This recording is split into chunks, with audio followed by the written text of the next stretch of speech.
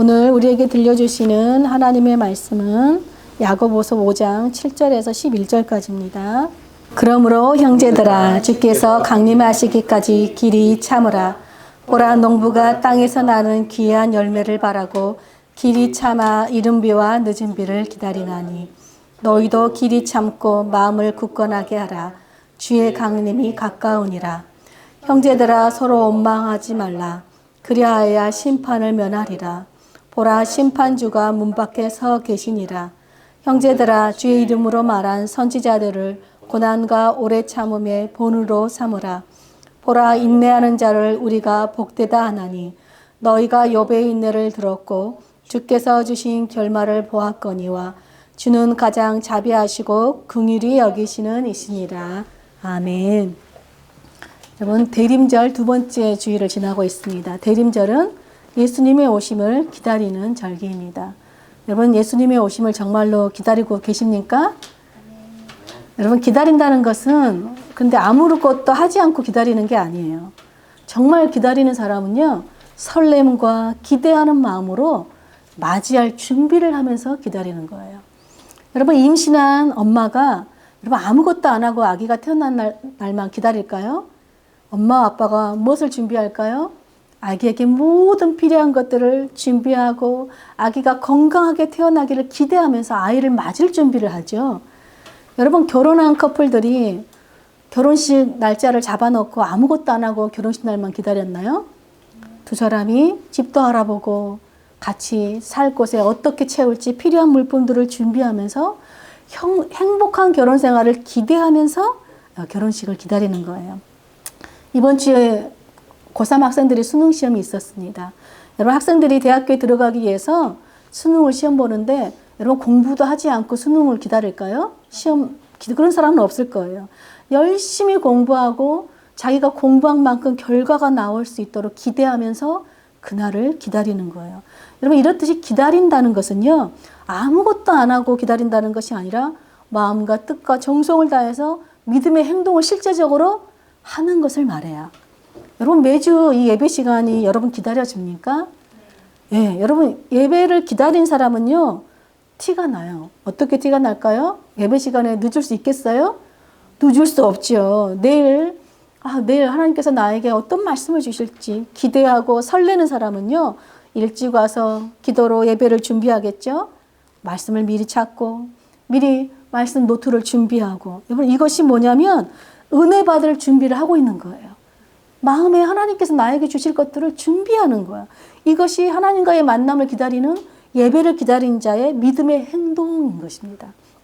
야고보는 믿음이 없는, 행함이 없는 믿음은 죽은 믿음이다 라고 말해요.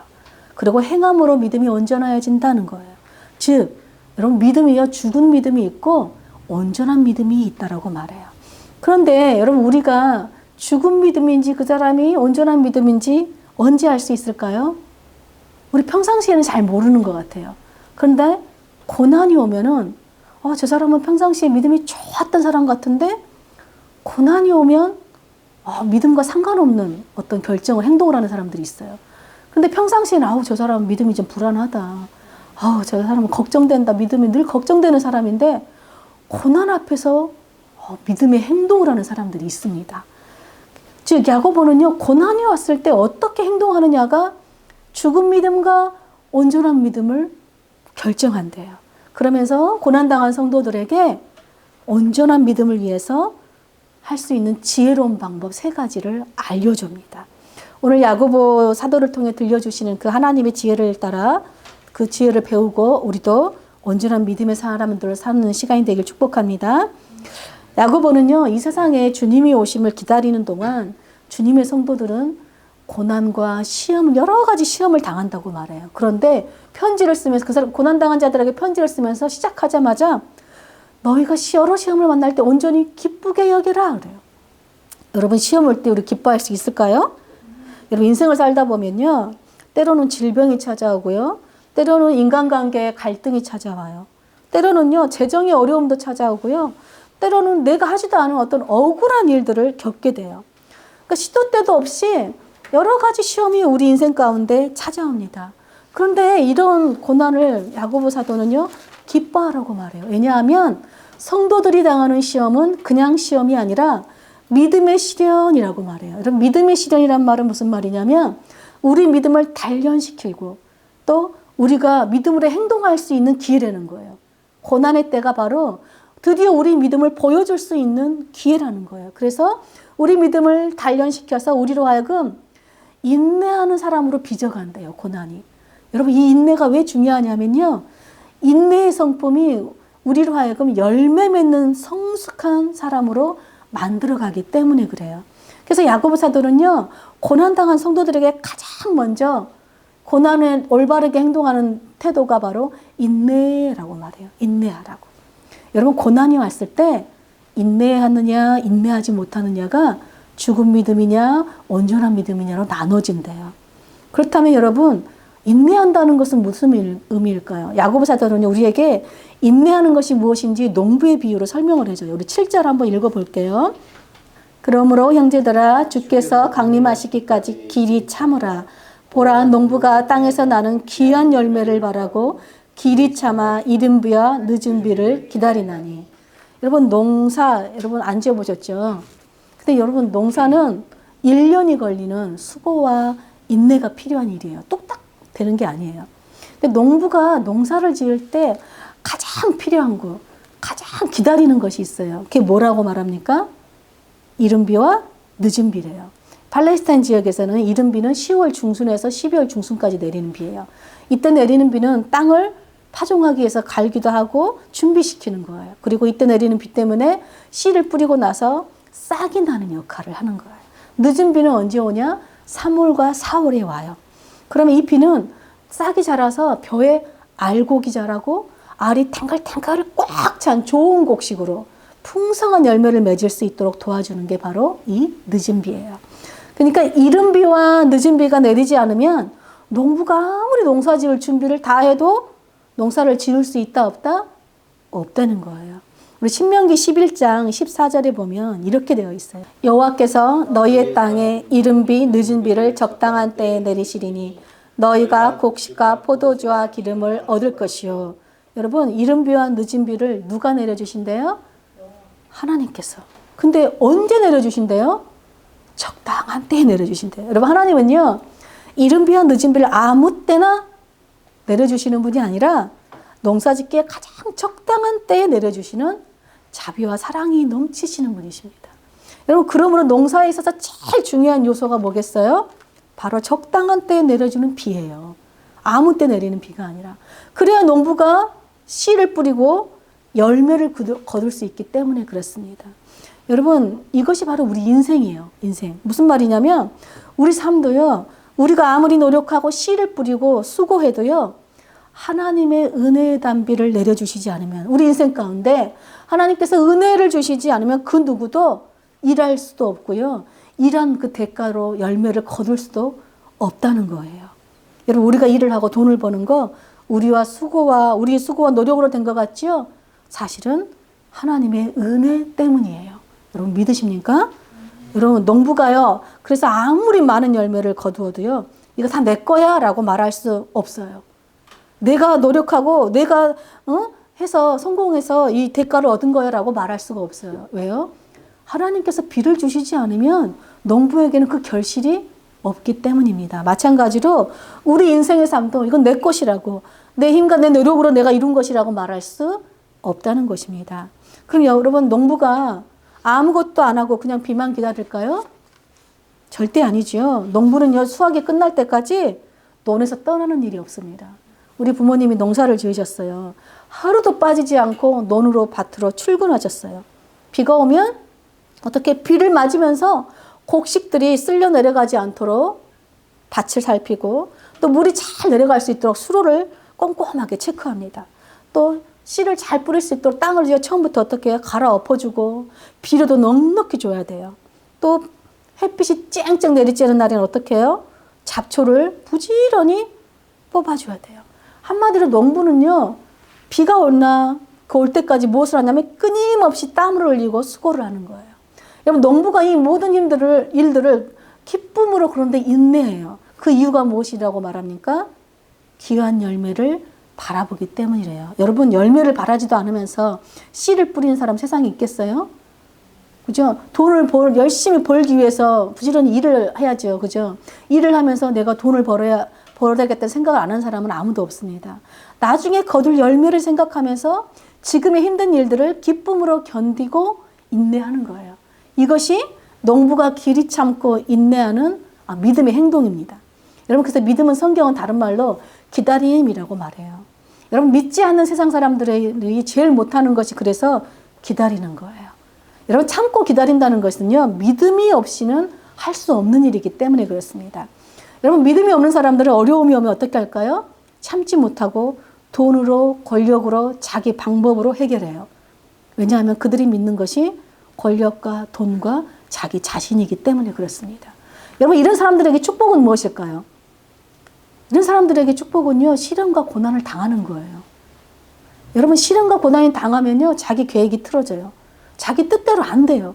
자기 힘으로 할 수 없다는 걸 깨닫게 돼요. 그리고 지금까지 내가 받아 누린 것들이 내 힘으로 된 것이 아니구나. 내 노력이 되는 것이 아니라는 것을 고난당할 때 깨닫게 되기 때문에 그렇습니다. 여러분 그렇다면 우리 믿는 성도들이 바라봐야 할 귀한 열매가 무엇일까요? 우리 야고보서 1장 12절을 한번 읽어보겠습니다. 시험을 참는 자는 복이 있나니 이는 시련을 견뎌낸 자가 주께서 자기를 사랑하는 자들에게 약속하신 생명의 면류관을 얻을 것이기 때문이라. 여러분 우리가 바라봐야 할 귀한 열매가 뭡니까? 주님께서 사랑하는 성도들에게 약속하신 생명의 면류관이래요. 여러분 이 생명의 면류관을 바라보는 자들은요. 어떤 시험이 와도 기쁨으로 참고 견뎌낸다는 거예요.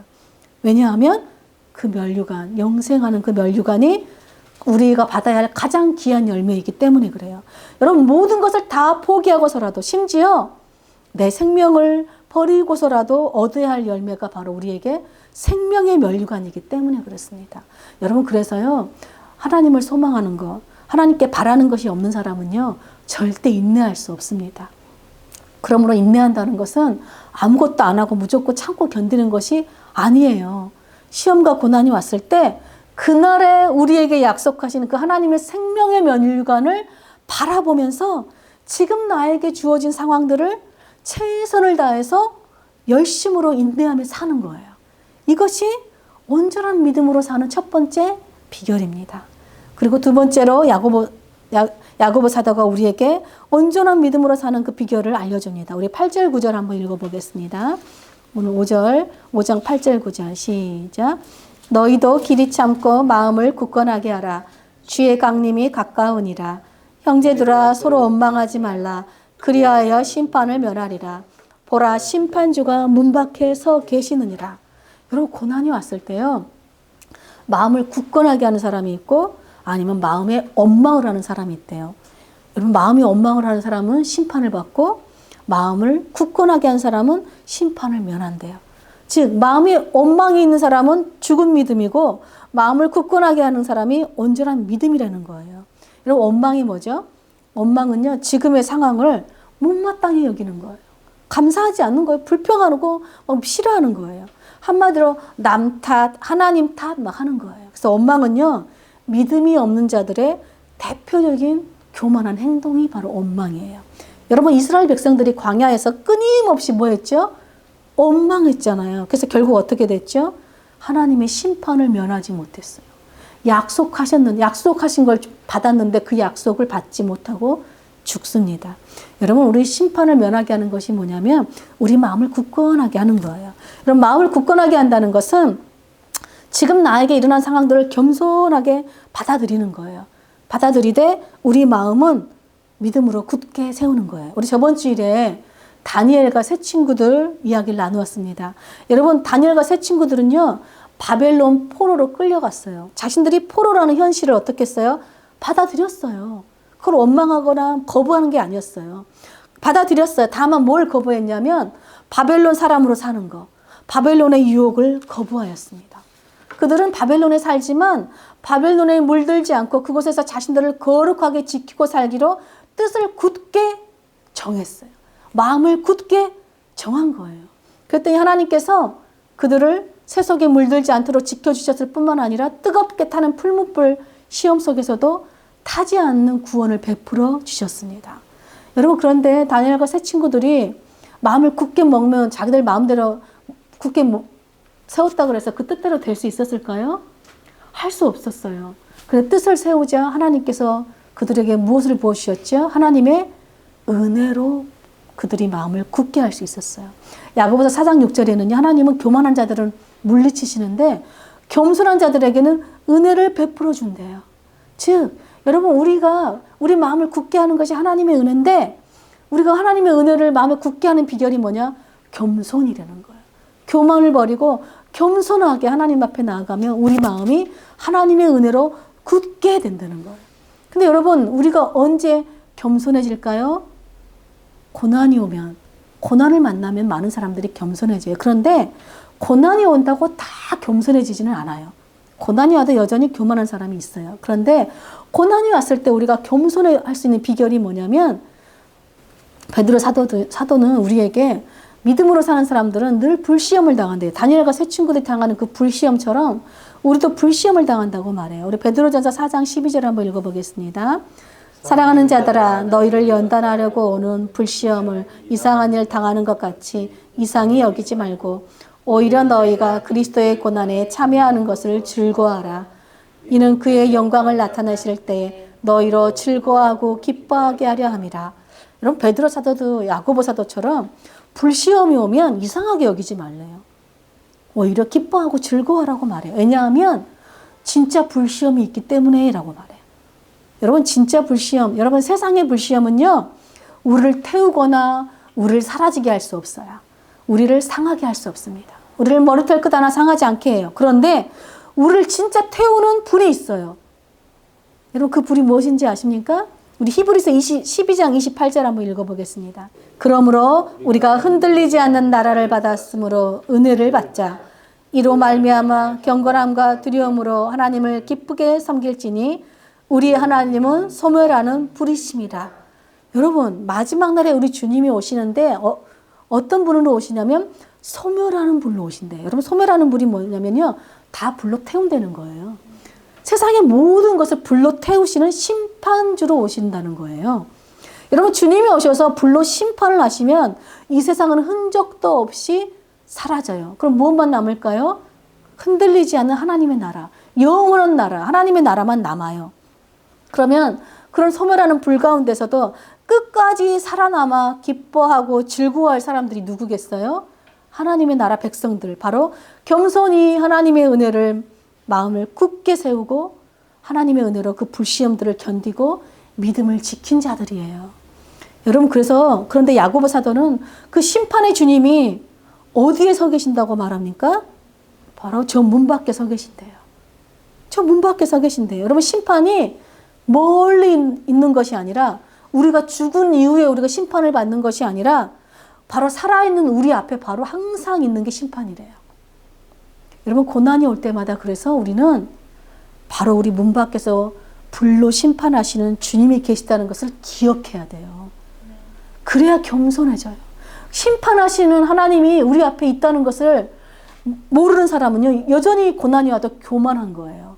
그런데 우리 성도들은 항상 문 앞에 심판하시는 주님이 서 계시다는 것을 늘 마음에 새기면, 마음에 굳게 새기면 겸손히 지금의 시간을 인내할 수 있고 하나님 앞에서 하나님의 은혜로 불시험을 견뎌내는 것. 이것이 여러분, 성도들이 온전한 믿음으로 사는 두 번째 비결이에요.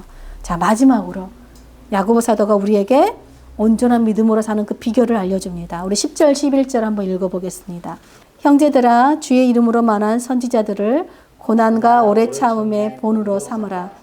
보라, 인내하는 자를 우리가 복되다 하나니 너희가 욥의 인내를 들었고 주께서 주신 결말을 보았거니와 주는 가장 자비하시고 긍휼히 여기시는 이시니라.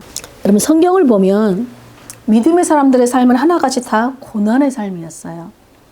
우리가 간절히 기다리는 지금 예수님은 여러분, 이 땅에 왜 오셨냐면 고난당하기 오셨어요. 성경에는요, 우리보다 먼저 고난당한 믿음의 사람들이 있어요. 오래 참음의 본을 보여준 믿음의 선지자들과 십자가에서 달려 죽으신 우리 주님께서 이미 우리에게 본을 보여주시고 계십니다.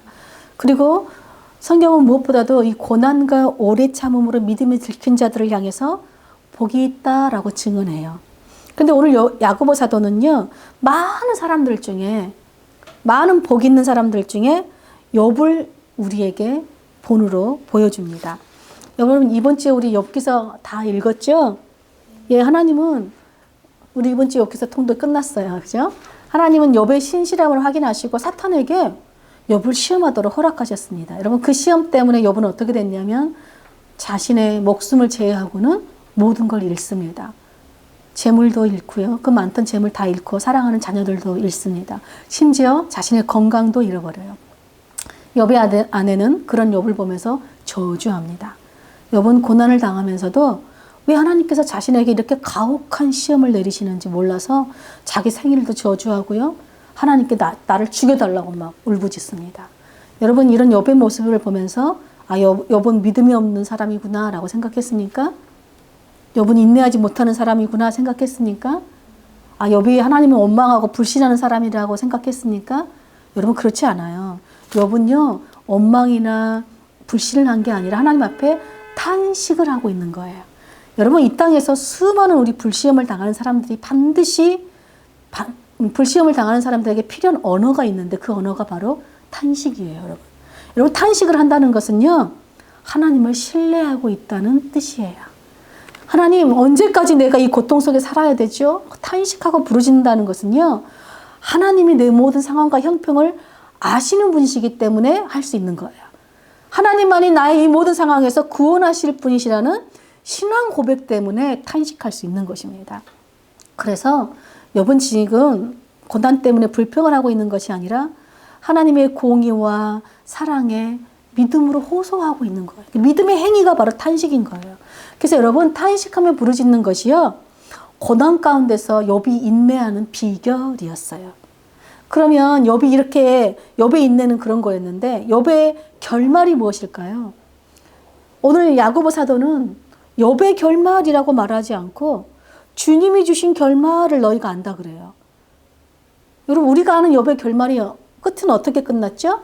욥이 건강을 다시 회복해서 재산이 2배로 많아지고 자녀들도 다시 다 생겼고 오랫동안 장수하는 복도 누렸어요. 그러면 우리에게 하나님이 주신 결말이 욥처럼 탄식하고 고난 잘 견디면 2배로 복받고 오래 건강하게 살 수 있도록 복을 주신다는 게 그 결말일까요?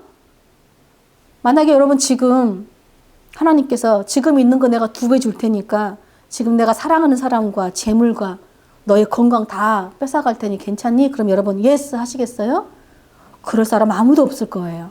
여러분, 욥이 받은 복은요, 단지 예표예요. 그건 우리가 구할 진짜 궁극적인 복이 아니에요. 정말 우리에게 주시는 복은 따로 있어요. 그 복이 뭐냐면요, 욥은 고난을 통해서 여러분, 하나님을 올바르게 알았어요.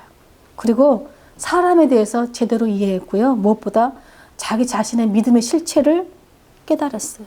진짜 복은 고난과 오래 참음으로 하나님이 어떤 분인지 만나는 거였습니다. 여러분, 고난당하기 전에 욥은요, 새 친구들에 대해서, 사람들에 대해서, 자기 자신에 대해서 자기가 잘 안다고 생각했어요. 그런데 고난당해 보니까요, 새 친구들이 찾아와서 욥에게 어떻게 합니까? 욥의 마음을 헤아려줘요? 아니요. 네가 왜 고난당했는지, 욥이 왜 고난당했는지 다 아는 것처럼 욥을 정죄하고 상처를 주고 탄식하는 욥에게 왜 하나님을 신뢰하지 않느냐고 비난했어요. 그런데 여러분, 그 새 친구들을 보면서 욥이 깨달은 것이 있습니다. 뭘 깨달았을까요? 그 친구들의 모습이 바로 자기의 모습이었다는 거예요. 지금까지 사람들을 도와준다고, 위로해준다고 하고 자신이 그렇게 친구들처럼 사람들의 마음에 오히려 상처를 주고 비난하고 정죄한 사람이 바로 자기 자신이었다는 걸 깨달은 거예요. 그래서 여러분, 욥은요, 고난을 통해서 비로소 인간의 고통을 이해할 수 있는 성숙한 인간이 되었어요. 그리고 무엇보다 자기 자신의 존재, 믿음의 실체를 깨닫는 겸손한 사람이 되었습니다. 또한 욥은요, 자신이 하나님을 잘 안다고 생각했어요. 욥에게 하나님은 어떤 분이었냐? 하나님은 나에게 고난을 주시지 않는 분이야. 내가 하나님의 말씀 잘 지키고 율법 지키고 제사 잘 지내면 하나님은 나에게 축복만 주시고 고난을 안 주시는 분이라고 생각했어요. 그리고 하나님은 항상 기도하면 모든 문제 해결해 주시는 그런 분이셨어요. 그런데 고난을 당해보니까 하나님은 고난을 주시지 않는 분이 아니라 고난당하는 우리들 속으로 들어오셔서 우리와 함께 고난당하시는 분이신 걸 깨달았어요. 또 문제를 해결해 주시는 분이 아니라 고난을 견디고 이기도록 때를 따라 우리에게 은혜를 주시는 분이신 것을 깨달았어요. 여러분요, 고난을 통해 하나님이 멀리 계시는 분인 줄 알았는데 욥의 삶의 구석구석에 함께하고 계신다는 것을 깨달았다는 거예요. 여러분, 욥은 고난을 통해 탄식 가운데서 진짜 하나님을 만났다는 것입니다. 여러분, 그래서 야고보는요, 고난 가운데 인내한 욥에게 그래서 주님이 주신 결말은 우리가 생각하는 것처럼 축복을 2배로 받았다라고 말하지 않아요. 뭐라고 말씀합니까? 하나님은 가장 자비하시고 긍휼히 여기시는 분이십니다 라고 말해요. 여러분, 이것이 욥에게 주신 하나님의 결말이자 하나님 우리들의 받을 진짜 복이라는 거예요. 여러분, 온전한 믿음은요, 귀로만 듣던 하나님을 눈으로 직접 보는 거예요. 말로만 듣던 하나님을 이제는 내 삶에서 직접 체험하는 거예요.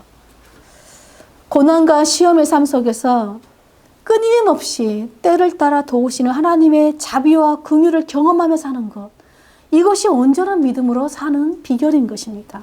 여러분, 하나님의 자비하심과 긍휼하심 때문에 우리가 세상의 모든 불시험을 이길 수 있는 거고요.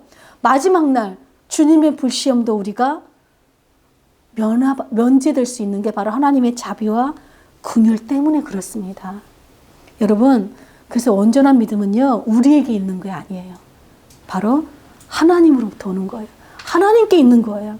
그래서 하나님이 어떤 분이신지 알고 하나님과 관계를 맺고 사는 것, 하나님께 기도하며 그분의 말씀을 지키고 그분이 어떤 분인지 삶에서 경험하고 사는 것, 이것이 우리 믿음의 온전한 믿음의 시작이자 완성이라는 거예요. 그래서 하나님께서는요, 우리를 하나님을 알고 하나님과 관계를 맺고 사는 온전한 사람으로 빚으시기 위해서 고난을 허락하시는 것입니다. 그러므로 여러분, 고난과 시험이 올 때 두려워하지 마시기를 축복합니다. 그리고 하나님이 오늘 야고보 사도를 통해서 가르쳐 주신 이 3가지 지혜를 기억하시길 축복합니다. 첫째는 자비와 긍휼이 넘치신 하나님께서 우리에게 약속하신 생명의 면류관을 바라보면서 인내하는 거예요. 그러면 우리는 그 고난을 견딜 수 있고 이길 수 있어요. 2번째로 우리는 마지막 날에 불로 심판하시는 주님이 바로 우리 문 앞에 서 계신다는 걸 기억하면서 겸손하게 우리 마음을 하나님의 은혜로 굳게 세우고 살아가야 돼요. 세상과 타협하지 않고 세상을 따라 살지 않고 세속에 물들지 않고 겸손히 심판하시는 주님을 바라보면서 고난을 이겨내는 것입니다. 마지막으로 자비와 긍휼이 넘치는 그 하나님 앞에 힘들 때마다 하나님 제가 힘들어요 라고 탄식하며 부르짖고 기도하는 것, 이것이 바로 믿음의 선진들이 살았던 삶의 방식이에요. 탄식은 나쁜 것이 아니에요. 믿음이 없는 것이 아니라 믿음의 행위라는 거예요. 그래서 우리는 힘들 때마다 하나님께 부르짖으면서 하나님의 믿음의 선진들이 살았던 고난과 오래 참음의 그 길을 따라가는 거예요. 그래서 우리도 다른 사람들에게 여러분 고난과 오래 참음의 본을 보이면서 사는 것, 이것이 바로 여러분 3가지가 고난 가운데서도 우리가 인내하는 온전한 믿음으로 사는 지혜자 참된 복입니다.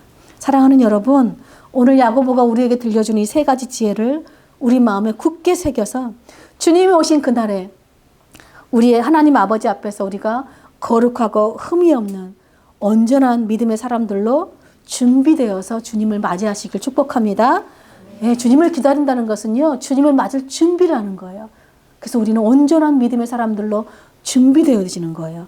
그때에 주님께서 오셔서 우리에게 약속하신 생명의 면류관을 우리에게 주시면 그 면류관을 받아서 자비하시고 긍휼하신 하나님과 영원히 함께 사는 것, 이것이 참된 복입니다. 그 참된 복을 저와 여러분이 지금도 또 그날에도 누리시기를 간절히 축복합니다. 아멘.